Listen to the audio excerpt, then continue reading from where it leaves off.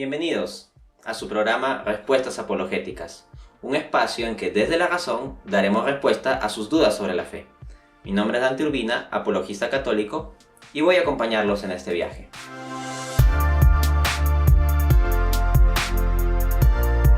Hay que recordar que Dios es Padre. Y eso implica la perspectiva de que muchas veces nosotros nos comportamos como se comportan nuestros hijos.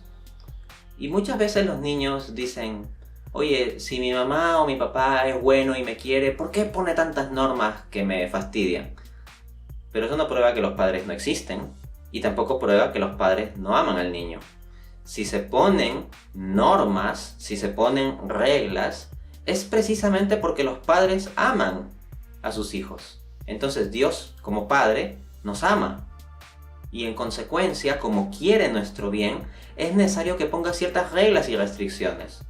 Yo tengo una hijita, por ejemplo, y por supuesto que hay reglas y restricciones que hay que poner. Que es bueno comer frutas, que es bueno comer verduras, que no todo es solo comer dulces, que no debe meter los dedos en el enchufe, que no debe jugar con objetos punzocortantes, etc.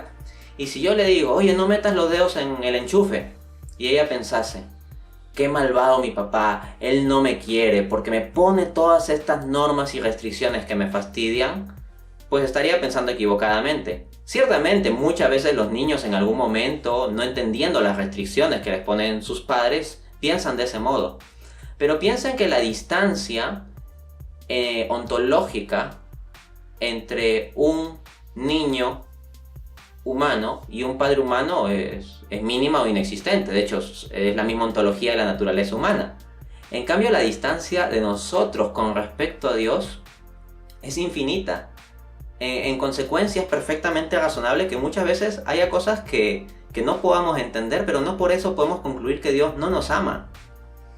Ahora, si vamos en concreto a la experiencia humana, fuera de este ejemplo que he puesto de los padres de familia, que quienes son padres lo entenderán muy bien, encontramos también que en cosas como el tráfico, ¿no? Hay normas de tránsito, y uno podría poner la siguiente objeción, oye, ¿por qué existen estas normas que me restringen, que me condicionan, que me fastidian de que yo tengo que parar en determinadas partes y tengo que esperar a que cambie la luz del semáforo y que tengo que hacer caso al policía de tránsito? ¿Y por qué hay estos límites en la carretera que no me permiten ir por donde me da la gana? ¿Por qué yo tengo que estar dentro de estos límites? Y uno puede quejarse de esas cosas. Pero ¿qué pasaría si los conductores no obedecieran tales normas o si no existieran tales normas? Sería un caos. Si no hubieran ciertos rieles en la carretera, si no hubieran ciertos límites, si no hubieran ciertas señales de tráfico, habría muchos más accidentes. En consecuencia, estas normas son para proteger nuestra vida, por nuestro bienestar. Y la razón por la cual Dios da normas morales es la misma, por nuestro bienestar. Y esto lo encontramos explícitamente en la Escritura. En Jeremías 29:11 leemos: Yo sé los planes que tengo para ustedes, planes para su bienestar y no para su mal, a fin de darles un futuro lleno de esperanza. Miren qué palabras tan bonitas. Los planes de Dios, las normas de Dios son para nuestro bienestar, para darnos un futuro lleno de esperanza. O sea, lo pone en términos muy positivos, no de restricciones que nos fastidien.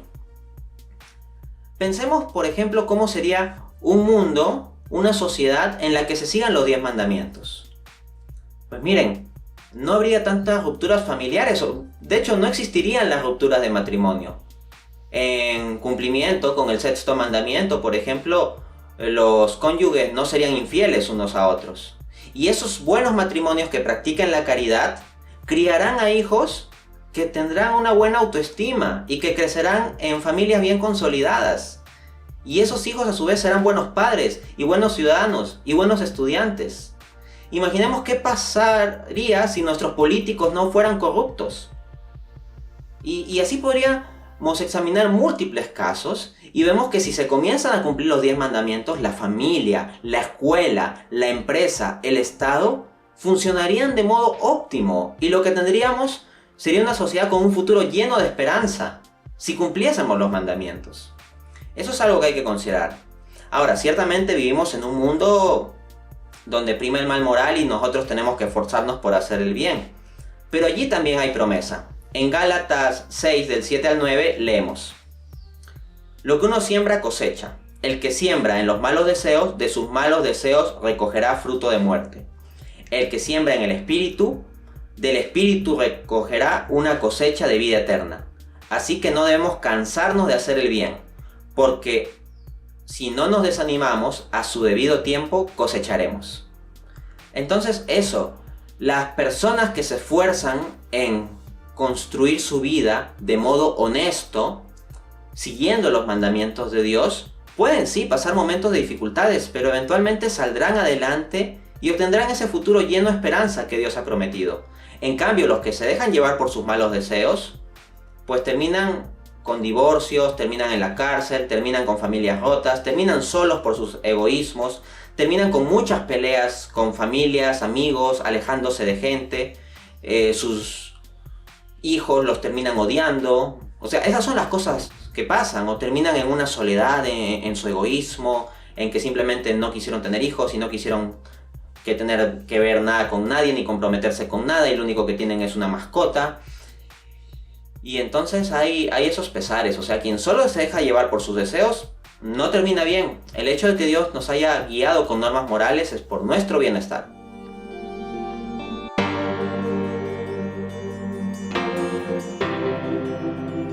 Esta pregunta se hace con base en un texto del Evangelio, en concreto Mateo 5, del 38 al 39, donde leemos: habéis oído que se dijo, ojo por ojo, diente por diente, mas yo les digo, no resistan al que es malo, antes bien, cuando te abofeteen en la mejilla derecha, muestra también la otra. Son palabras de Jesucristo. Cuando Él dice que debemos dar la otra mejilla, lo que se refiere fundamentalmente es a no guardar rencor, a minimizar la idea del deseo de venganza, a eliminar, de hecho, el deseo de venganza. Porque cuando nosotros simplemente queremos pagar el mal por mal, ¿qué terminamos generando? Una sociedad en la que prolifera el mal. En cambio, a lo que nos llama Jesús es a pagar el mal con bien. A pagar el mal con bien. Y ojo, esto no implica dejar de luchar por una sociedad justa o por el bien, sino significa vencer el mal pero con actitudes buenas. Así, por ejemplo, en Romanos 12:21 el apóstol Pablo nos dice: no te dejes vencer por el mal, antes bien, con el bien vence el mal. Pero bueno, ¿qué tenemos en Éxodo 21 del 23 al 24? Que en la antigua ley sí se establecía el ojo por ojo y diente por diente. Leemos: mas si hubiere muerte, entonces pagarás vida por vida, ojo por ojo, diente por diente. Entonces pareciera que Jesús está cambiando las normas morales. Sin embargo, como establece el propio Jesucristo en Mateo 5:17, Él no ha venido a abolir la ley, sino a darle su pleno sentido, su pleno significado. Por lo tanto, sí, inicialmente en la ley antigua había esto del ojo por ojo y diente por diente, pero eso no era para que lo aplique cualquier persona, sino quienes tenían potestad judicial en Israel, los jueces encargados de administrar justicia. No es que cada uno buscaba justicia por su propia mano, o venganza más bien por su propia mano. Sin embargo, va a haber ya en el Antiguo Testamento señales de una evolución hacia una comprensión moral más basada en la bondad y en la compasión, y no meramente en esta justicia que más suena como una venganza. Así, por ejemplo, en el propio libro Levítico 19:18 leemos: no te vengarás ni guardarás rencor a los hijos de tu pueblo, sino amarás a tu prójimo como a ti mismo. Asimismo, en Proverbios 20:22 dice: no digas, yo pagaré mal por mal, espera en el Señor y Él te salvará. Fíjense cómo ya en el libro Proverbios se nos llama a no estar ojo por ojo, diente por diente, sino esperar en el Señor, esperar que el Señor se encargue de las cosas y que Él haga justicia. Entonces vemos que hay una evolución de la comprensión moral. No es que Dios cambie sus estándares morales, sino que teniendo Dios un estándar moral de bondad plena, en su revelación al hombre, que es imperfecto y que va comprendiendo cosas a lo largo de la historia, le va revelando por partes y le va dando ciertas normas que sean más acordes al estado, digamos, de menos comprensión que puede tener el ser humano en cierta fase de la historia. Esto que estoy diciendo es lo propio que nos muestra Jesús en el Evangelio según San Mateo, capítulo 19, versículo del 7 al 8, cuando le preguntan sobre el divorcio, encontramos lo siguiente. Le dijeron: ¿por qué pues Moisés mandó dar carta de divorcio a la esposa y repudiarla? Respondió Jesús: a causa de la dureza de sus corazones, Moisés les permitió repudiar a sus esposas, mas en el principio no fue así. Y luego Jesús pasa a explicar lo del matrimonio en la voluntad de Dios. Lo que Dios quiere es que sea varón y mujer juntos toda la vida, no un asunto de divorcio. Lo de la carta de divorcio que permitía darse bajo la ley de Moisés es simplemente una cosa que se permite por la dureza de los corazones, pero lo que se espera es el estándar moral del amor.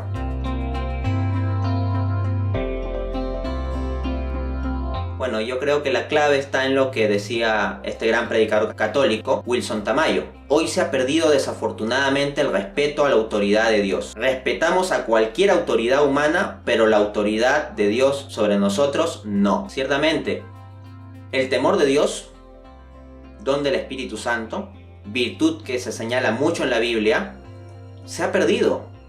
Hemos perdido el temor de Dios. Nos da miedo la muerte física, pero no la muerte espiritual. Nos da miedo que se acabe pues esta vida, pero no que nos condenemos eternamente. Nos da miedo la enfermedad física, pero no la enfermedad espiritual. Entonces nos hemos convertido en una sociedad materialista y consumista que simplemente se preocupa por el bienestar del cuerpo y lo último que uno quiere es enfermarse. O sea, ya lo primero no es Dios, lo primero es la salud. Y es una frase común de nuestra sociedad, ¿no? La salud es lo primero. Pero no. Para un cristiano lo primero es Dios. De forma coloquial alguno podrá decir la salud es lo primero, pero en sentido absoluto lo primero es Dios. Y hemos perdido esa perspectiva. Esto es grave.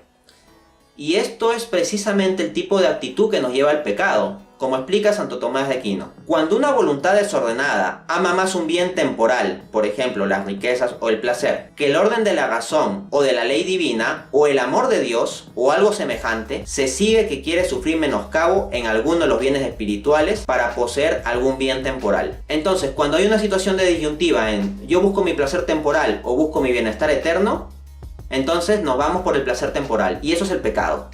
O sea, darle la espalda a Dios, decirle a Dios: no me importa lo que tú me amas y no me importa que tú tengas estas normas y no me importa ni siquiera que tú digas que sean para mi bien, sino que lo que yo prefiero en este momento es simplemente este placer concreto y punto, y no me molestes. Esa es la actitud del pecado. Y tiene que ver con esa escala de valores distorsionada, el preferir el bien material al espiritual, el preferir el bien temporal al bien eterno. Encontramos que Jesús nos dice, Mateo 22 del 37 al 38, amarás al Señor tu Dios con todo tu corazón, con toda tu alma y con toda tu mente. Este es el primer y más grande mandamiento. Ese es el estándar que debemos buscar. Pero como amamos otras cosas más que a Dios, entonces, con tal de cuidar nuestra propia vida temporal, nuestro cuerpo y todo eso, lo que más tememos no es a la condenación eterna, sino al COVID-19, a la pandemia. Y le hacemos caso al Estado. Y no digo que esté mal eso, no digo que esté mal proteger nuestro cuerpo, tomar las prudencias necesarias con respecto a la pandemia y cosas de ese tipo. No digo que esté mal. Pero el problema es que no se da la misma importancia a Dios. Porque, por ejemplo, la gente no tiene miedo de ir a los supermercados a comprar, donde puede contagiarse de COVID-19, pero ahí sí como ponen muchas objeciones, muchas reticencias, muchos miramientos respecto de ir a la misa. O sea, si vas a misa, ahí sí te puedes contagiar, ¿no? O sea, en el supermercado para conseguir el pan material no tienes miedo de ir. Y nadie está poniendo objeciones de, oye, pero ¿cómo permiten a la gente ir a los supermercados? Se ponen unas normas que hay que seguir y ya está.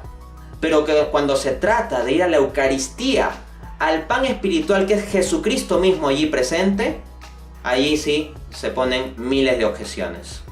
Hay mucha gente que se conforma con la misa virtual. Ciertamente, por las circunstancias de la pandemia, el acceder a la misa presencial es algo complicado o que no está disponible en términos realistas para una gran cantidad de personas. Pero no debemos conformarnos, porque quien se conforme con la misa virtual estaría en una situación como quien se conforme con ver programas de cocina y nunca comer. Esa persona moriría de hambre. Igualmente, católico que se conforme con misa virtual, incluso cuando acabe la pandemia, y no busque el pan vivo bajado del cielo que es Jesucristo Eucaristía, morirá de hambre espiritual. Y no queremos eso. Bueno, eso es lo que hemos visto por hoy. Nos vemos en un siguiente programa.